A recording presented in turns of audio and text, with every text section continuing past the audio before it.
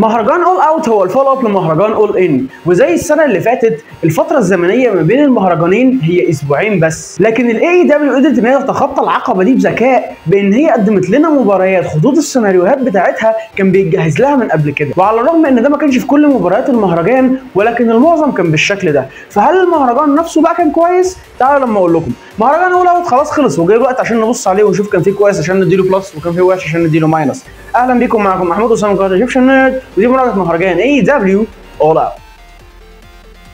قبل ما نبتدي احنا كان في عندنا مباراتين، مباراه على عزام التي بي اس ومباراه الستريت فايت ما بين ويلو نايتنجيل وكريس ستاتلاندر، واللي متابعني عارف ان انا ما بتابعش السيناريوهات النسائيه وما بتفرجش على مبارياتها، فالمباراتين دول انا ما شفتهمش فمش هراجعهم، عشان في بلس عشان في ماينس انا كده ما شفتهمش اساسا، فلو انت منتظر ان انا اراجع المباراتين دول فانا اسف جدا ان اخيب املك. ويلا بينا نبتدي. المهرجان بتاعنا ابتدى بالمباراه ما بين ام جي اف ومواجهه داني جارسيا. المباراه بدات بسيكونس راحه جايه ما بين الاثنين، كل واحد فيهم بيحاول يهاجم رقبه الثاني، ده لان ام جي اف رقبته بتوجعه بسبب التايجر درايفر 91 اللي ويل اوسبري يضربها عليه في مهرجان اول ان من اسبوعين، وداني جارسيا رقبته تعبانه بسبب البال درايفر اللي ام جي اف عملها له من فوق الحبل الثالث من شهرين، واللي كانت سبب ان هو بعد عن العرض وبسبب الازازه اللي لبسها في دماغه في عرض داينامايت اللي فات، لحد ما ام جي اف قدر ان هو يضرب النيك بريكر، وقتها السيطره بقت مع ام جي اف، والسيطره فضلت مع ام جي اف لفتره طويله، ولكننا شفنا سبوت ما بين الاثنين دول هما الاثنين بيقعوا بره الحلبه. بصراحه شكل الوقعه كان يخوفك على الاثنين دول، علشان بعد كده ام جي اف يطلع فوق الحلبه والحكم يبتدي يعد، ولكن قبل ما يعد العد ال10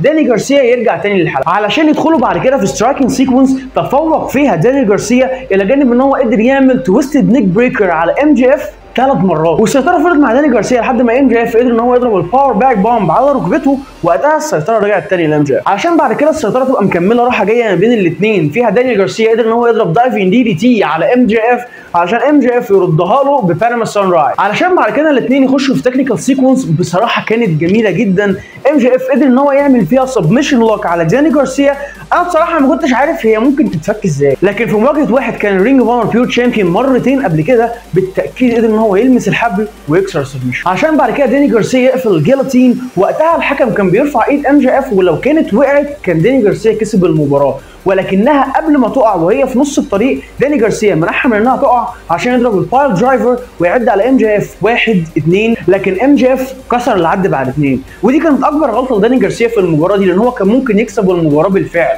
ولكنه رجع تاني ولما حاول يضرب البايل درايفر من فوق الحبل الثالث زي ما ام جي اف عملها فيه قبل كده، ام جي اف قدر ان هو يهرب منها ويعد عليه بتثبيت سريع 1 2 3 وتنتهي. من وقت ما تم الاعلان عن المباراه دي وانا دايما كنت بتساءل هم هيعملوا ايه بالظبط، لان داني جارسيا ما ينفعش يخسر المباراه دي، خصوصا ان احنا بنحاول ندفعه لقدام، وام جي اف ما ينفعش يخسر مباراتين ورا بعض، لكن الاي دبليو قدرت تطلع من المشكله دي بذكاء فعلا، لان بعد المباراه ام جي اف مد ايده لداني جارسيا على اساس ان هو يفهمه ان هو ايرند هيز ريسبكت، ولكنه لما جه يضربه اللو بلو داني جارسيا يمسك رجله ويضربه هو اللو بلو ويعمله البايل درايفر من فوق الحبل الثالث وتنتهي السيجمنت على كده. المباراه دي كانت مباراه مصارعه قويه جدا وجميله جدا، والقصه اللي اتحكت في الحلبه فعلا كانت كويسه. داني جارسيا واحد من الاو جي الشباب في اتحاد الاي دبليو، وبصراحه انا مبسوط جدا بالتطور اللي هو عمله واللي حصل له وشفناه بيمر بيه في السنين اللي فاتت، وام جي اف بقى دلوقتي مين ايفنتر يقدر ان هو يتحمل مسؤوليه ان هو يرفع مصارعين شباب،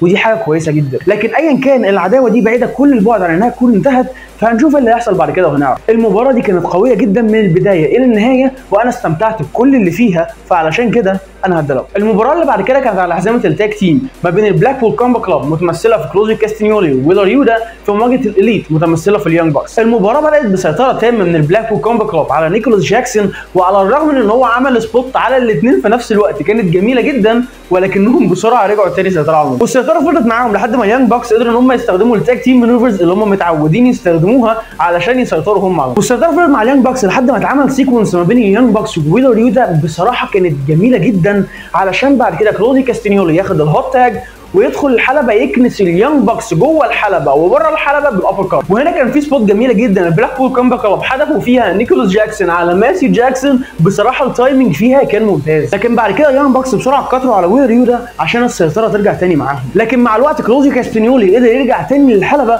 والسيطره ترجع مع البلاكبول كومبا كلاب لحد نهايه المباراه تقريبا، عشان اليانج بوكس يحاولوا يضربوا الاي في بي تريجر على كلوزي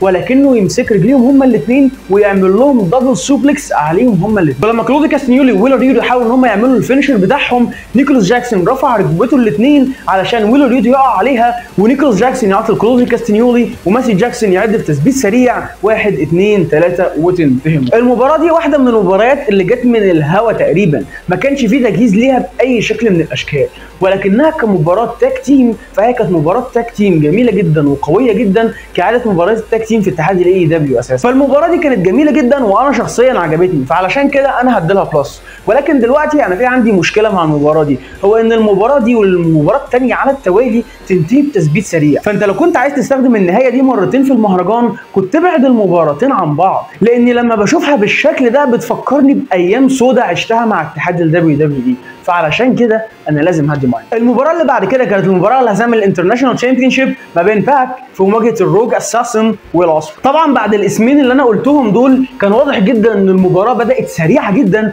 بهاي فلاين ترانزيشنز، هاي فلاين مانوفرز كانت بصراحه جامده جدا، وهما الاثنين عملوا سكاي تويسترز كانت بدون غلط، لكنهم بعد كده دخلوا في سترايكنج سيكونس بالتاكيد باك تفوق فيها علشان يسيطر هو على المباراه ويضرب ويل اوسبري برين باستر من فوق الحبل الثالث. كانت بصراحه جميله، لكنهم لما طلعوا بره الحلبه ويل اوسبري قدر ان هو يضرب فور ارم من فوق الحاجز بتاع الجمهور ويسيطر على المباراه لفتره قصيره، ولكن بعد كده باك قدر ان هو يرجع تاني ويضربه دي تي وراها ليجر بوم ويعد عليه 1 2، لكن ويل اوسبري كسر العد بعد كده. والسيطره بعد كده فضلت مكمله مع باك لحد ما ويل اوسبري قدر ان هو يضرب الاوس كاتر عشان بعد كده المباراه تهدى شويه، ولكنها ما فضلتش هاديه لفتره طويله، لان بعد كده بسرعه باك قدر ان هو يضرب جيرمان سوبلكس على الرينج ابرين، بعد كده بويزن ران على الرينج ابرين برضو اللي زي ما احنا عارفين هو اقوى جزء في الحلبه. بعد كده الاثنين دول شالوا رجليهم من على الفرامل وداسوا بنزين، لان بعد كده دخلوا في سيكونس صراحه جايه خلتني امسك كتاب حركات المصارعه واقول هم عملوا كل اللي فيه. سيكونس جميله جدا انتهت بان ويل اوسبري قدر ان هو يضرب الستايلز كلاش وراها الهيدن بليد ويعد 1 2 3 وتنتهي. المباراه دي انا ما عرفتش اقول 1 على 10 من اللي حصل فيها، فلو انت من محبي المصارعه الحره المباراه دي انت لازم تروح تتفرج عليها ودلوقتي حالا. مباراه سريعه ما بين اثنين هاي فلايرز هم الاعلى في المجال في الوقت الحاضر اساسا، مباراه هتاخد 5 نجوم مستريح جدا. وطول المباراه كنا شايفين ريكوشي واقف بيتفرج على المباراه من بره الحلبه، علشان بعد كده في نص العرض كان في لقاء مع ويل اوسبري وريكوشي اتدخل فيه عشان ويل اوسبري يقول لريكوشي حلل الفلوس اللي انت بتاخدها واكسب شويه مباريات بعد كده تعالى واجهني على الحزام. فواضح جدا ان العداوه اللي جايه لويل اوسبري هتبقى في مواجهه ريكوشي، وبصراحه انا متحمس جدا ان اشوف الاثنين دول هيعملوا مباراه شكلها عامل ازاي. لكن عموما المباراه دي كانت جميله جدا وبصراحه انا استمتعت بيها من البدايه الى النهايه، فعلشان كده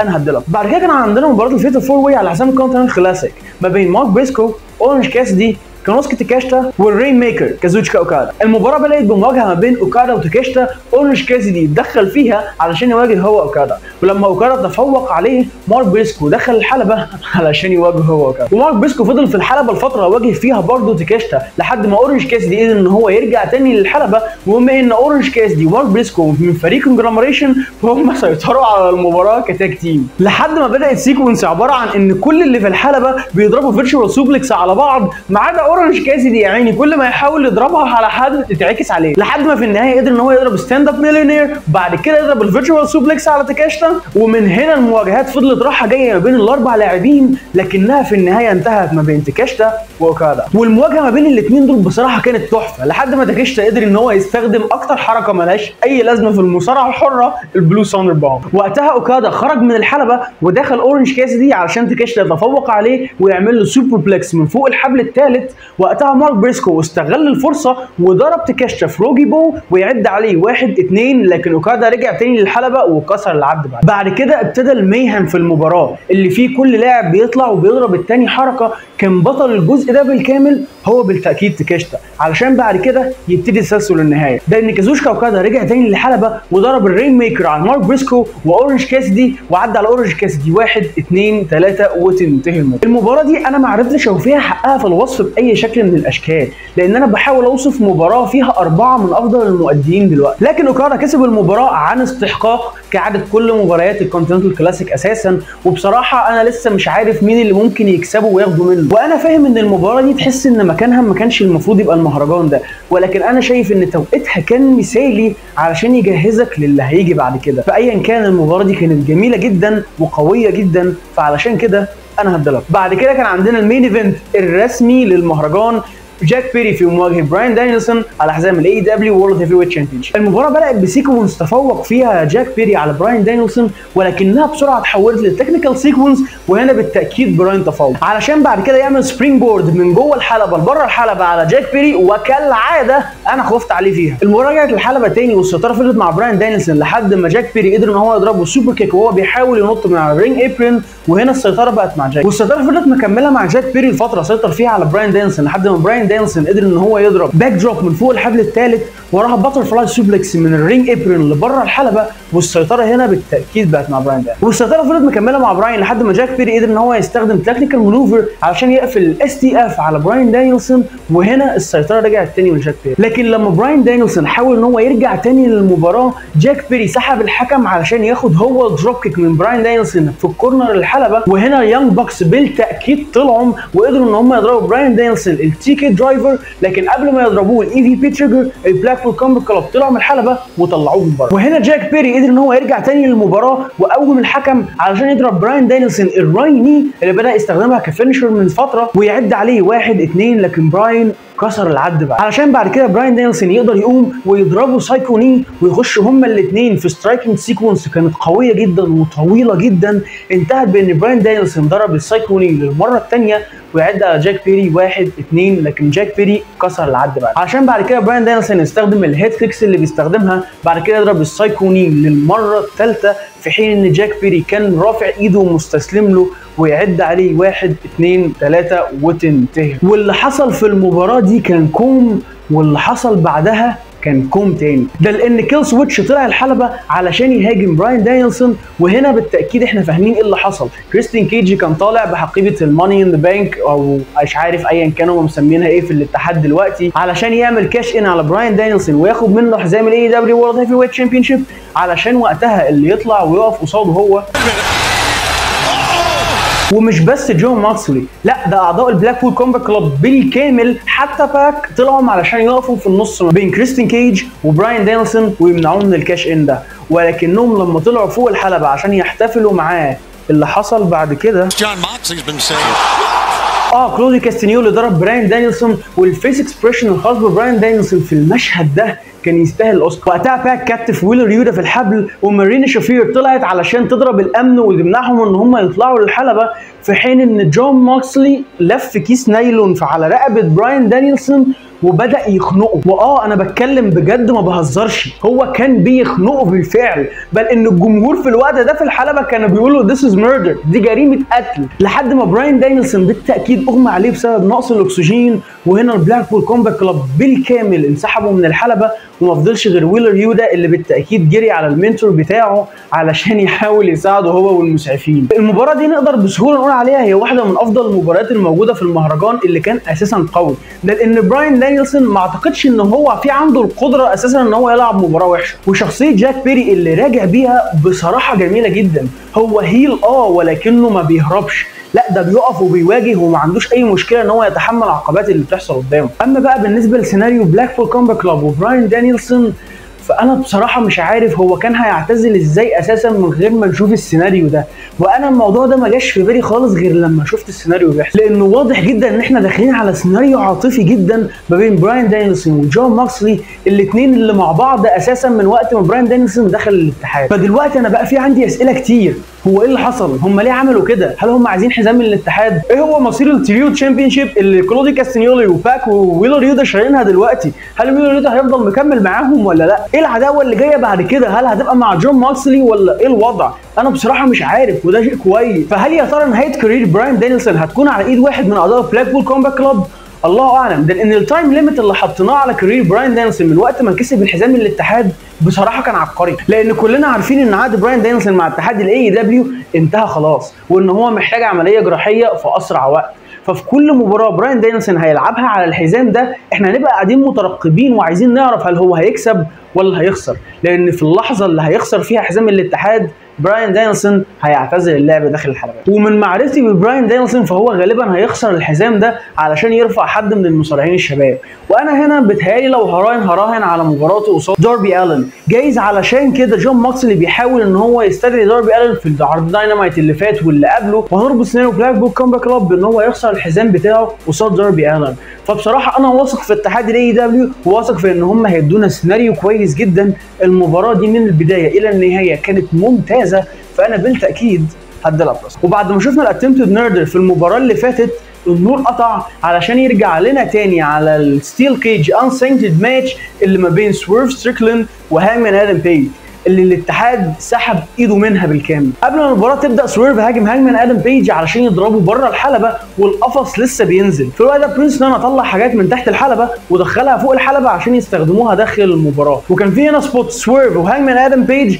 حطوا من دماغ بعض في المكان اللي المفروض القفص هينزل فيه علشان القفص ينزل يقطعها، لكنهم بعدهم والقفص نزل بالكامل ودق الجرس وبدات المباراه رسميا، والاثنين دول بالتاكيد طقشوا في بعض. لكن هانجمان ادم بيج تفوق وقدر ان هو يطلع دباسه من صندوق العده وبدا يدبس في جسم سويرف ستريكلاند، لكن سويرف ستريكلاند اخذ منه الدباسه وبدا يدبسه هو من ظهره وطلع صور عليها صور عيلته ودبسها في وش هانجمان ادم بيج علشان بعد كده هانجمان ادم بيج يقدر يرجع للمباراه تاني ويبتدي يخبط سويرف ستريكلاند في جدران الستيل كيج لدرجه ان هو لف بارب واير كان طلعه معاه على الستيل كيج وخبط فيه سويرف ستريكلاند فيس فيرست. بعد كده حاول ان هو يضربه الباك شوت لاريت، ولكن المسافه اللي ما بين القفص وما بين الحبال كانت ضيقه جدا فما قدرش ان هو ينط ويضرب الحركه بتاعته، ولكنه انشغل مع الحكم لما حاول ان هو يعمل الباك شوت لاريت من فوق ظهره زي ما عملها قبل كده علشان سويرف ستريكلاند يضربوا الهاوس كول ويضربوا الباك شوت لاريت من فوق ظهر الحكم، ولكنها بصراحه ما جاتش معاه خالص. بعدها سويرف بدا يضرب هانجمان ادم بيج بالكرسي علشان يحدفه فيس فيرست على الكرسي وهو في كورنر الحلبه، وهانجمان وهو بيقع راسه اتهبدت على الكورنر اللي تحت. بعد كده سويرف ستريكلاند طلع سندر بلوك اللي هو بيحب يستخدمها زي ما احنا عارفين ويضرب هانجمان ادم بيج فيرد بريكر ويعد عليه 1 2 ولكن هانجمان ادم بيج كسر العد بعد 2. انا بصراحه انا مش عارف هو ازاي ظهره استحمل الخبطه دي اصلا على السندر بلوك. بعد كده سويرف ستريكلاند فتح ترابيزه وضرب هانجمان ادم بيج سويرف ستامب من فوق الحبل الثالث وهما الاثنين كانوا واقفين، لكن بعد كده هانجمان ادم بيج قدر يرجع تاني للمباراه ويضرب الديد اي، وبعد خناقه ما بين الاثنين دول بحته خشب محروق من بيت سويرف اللي هانجمان ادم بيج ولع فيه في عرض داينامايت اللي فات، هانجمان ادم بيج يضرب سويرف باور بامب على السندر بلوك ويعد عليه 1 2 لكن سويرف كسر العد بعد 2. انا الصراحه مش عارف هم ازاي بيتعاملوا مع السندر بلوك بالشكل ده. سويرف ستريكلاند ان هو يرجع تاني للمباراه ويضرب هانجمان ادم بيج باور بامب على القفص بتاع الحلبه، وراها هاوس كول لزقت وشه في القفص علشان يسحبه ويعد عليه 1 2 لكن هانجمان ادم بيج كسر برده العد بعد. من بعدها تسلسل النهايه عشان هانجمان ادم بيج يضرب باور بامب على سويرف ستريكلاند من فوق الحبل الثالث، وراها ديد اي، بعد كده يبتدي يضربه بالكرسي، ومن هنا هانجمان ادم بيج طلع حقنه علشان يغز الابره بتاعتها في بق سويرف وتطلع من خده من الناحيه الثانيه، وبعدها شير شوت قويه جدا لدرجه ان هي قلبت الكرسي من جوه لبره. وقتها الحكم ما كانش فيه قدامه اي اختيار غير ان هو يوقف المباراه وهانجمان ادم بيج هو اللي كسب بالنوك اوت. طبعا مستوى العنف اللي في المباراه دي انا ما قدرتش اوصله باي شكل من الاشكال، انت لازم تتفرج عليها عشان تفهم قصدي ايه وتفهم الاثنين دول عملوا ايه في بعض اساسا. لكن المباراه دي هي اكتر مباراه انا كنت منتظرها في المهرجان بالكامل علشان اعرف هم هيعملوا ايه، وبصراحه ما خيبتش ظني. هانجمان ادم بيج وسيرف ستريكلاند هم اللايف لونج رايفلز، هم ستون كولد ستيف اوستن وزراك، هم جون سينا وراندي اورتن، اتنين في كل مره هيجتمعوا مع بعض في مباراه هنبقى عايزين نعرف هم هيعملوا ايه في بعض. فالمباراه دي كانت مباراه قويه جدا ودمويه جدا، لو انت من محب النوع ده من المباريات فانت لازم تتفرج عليها. لكن ايا كان المباراه دي كانت فعلا ممتازه بالنسبه لي انا على الاقل، فعلشان كده انا بالتاكيد هتدرب. وهو ده مهرجان ولا اوت. على الرغم ان المهرجان كان في عنده فتره قصيره جدا عشان يجهز لمبارياته، ولكنه كالعاده كان كويس جدا كاداء داخل الحلبه وكقصه حاجه داخل الحلبه. وكعاده اتحاد اي دبليو هو ما بيخيش في مهرجان، بل ان المهرجان ده بيتهيألي هو اكتر مهرجان انا عايز اشوف ايه اللي هيحصل بعده عشان اشوف الافتر ماث اللي حصل فيه. ولاست تايم اي تشيكت هو ده كان الهدف الاساسي اساسا من المصارعه. المهم مهرجان ولا اوت ولا تقييمي ليه، ما تنسوش تقييمكم تحت في الكومنتات. الثلاث اسابيع اللي فاتوا كانوا مرهقين جدا مع عالم المصارعه الحره، ولكننا خلاص اخيرا خلصنا. فيديو سلسله ليه فشل هينزل قريب، وانا شغال دلوقتي على فيديو جديد من محتوى جديد، يا رب يعجبكم. ما تنسوش تعملوا لايك للفيديو لو عجبكم، ولو عايزين تشوفوا زيه في منه كتير قوي على القناه، وفي برده فيديوهات ثانيه لمحتوى ثاني لو عايزين تتفرجوا عليه. ما تنسوش تعملوا سبسكرايب للقناه على اليوتيوب، وتعملوا فولو صفحتنا على فيسبوك عشان نجيلكم جديد اول باول. كان معاكم محمود نصر من ايجيبشن نيرد، مع السلامه.